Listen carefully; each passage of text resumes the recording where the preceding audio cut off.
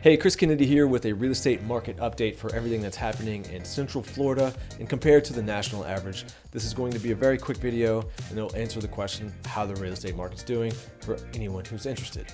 If you're like most people, you've seen that interest rates are high now in the 7s. This is at a 20-year high and it's much higher than it was a year ago or even a year and a half ago. So this makes home buying a little bit more expensive for people who are financing, and this has slowed the pace of the market. Nationally, home sales are down about 18%. This is the number of home sales, not home values. Let's compare that to what's happening in Central Florida. There are two different markets in Central Florida. There's the short-term rental vacation homes, then there's the primary residential markets, which is most of Orlando. And within the primary residential markets, there's two different types of markets.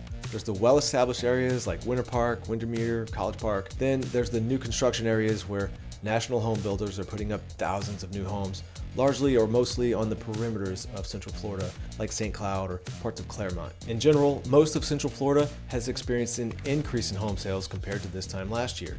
That's much different than an 18% decrease compared to the national average. Established areas like Winter Park and College Park actually saw over 10% increase in home sales, and that's largely due because there was not much inventory last year at this time. Now let's take a look at what's happening to home values. Nationally, home values are up 1.6% for the median home value. This is fairly insignificant. It means it's been kind of flat compared to this time last year. It's very similar for all of Central Florida. It's been kind of flat for about a year. This is different if you look at it in the hyperlocal markets. The short-term rental market of Central Florida is actually down about 12%, while the more well-established areas like Winter Park, College Park is up about 16% in home values compared to this time last year. Then let's look at how long it's taking homes to sell in today's market compared to a year ago.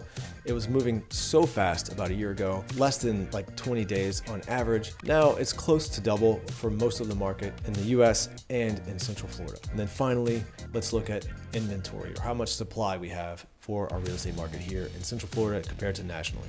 Currently, there's about 3.4 months of inventory for the entire US. This is still seller market, but it's getting closer to the buyer market range. And if we look at what's happening in Central Florida, it's different for the two markets we're talking about. Currently for the short-term rental market, there's about 5.5 months of inventory, which is buyer market territory. And then if you look at the more well-established areas like Winter Park, College Park, Windermere, there's less than 3 months or 2 months of inventory depending on which hyperlocal neighborhood you're considering. So I hope that was helpful and gave you some insight on how our market's doing. If you have questions on home values, whether it's for selling or for buying, my team and I would be glad to help you. And thank you for watching this and following us. We really appreciate your support, and we'll see you on the next one.